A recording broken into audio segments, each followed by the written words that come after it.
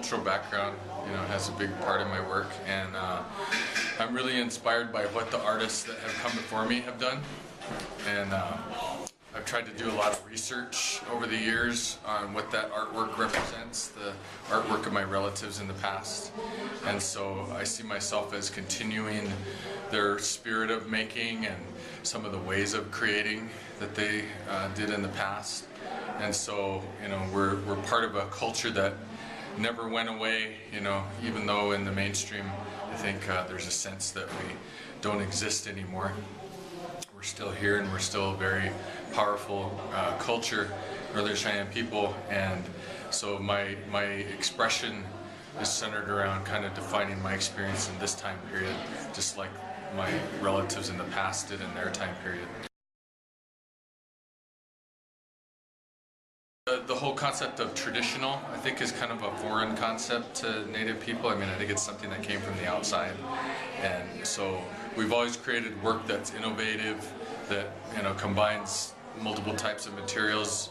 I don't think they're, in my experience with looking at work over different time periods, I haven't ever seen material that seemed to be or ways of creating that seem to be locked into any particular, box of, you can't go outside of this. They were always willing to step outside with different materials, no matter what the time period.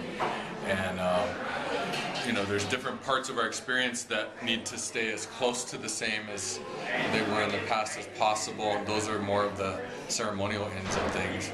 But even in our structure as a society, we have an oral tradition. That's how we hand on information. That allows for a little bit of change constantly.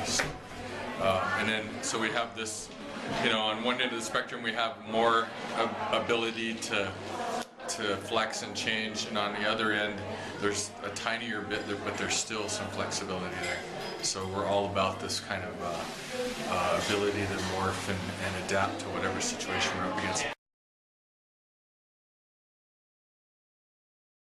I think that really, because I've done a lot of research into how we've created over the centuries, I really see what I'm doing today as not that much different than what was done in the past.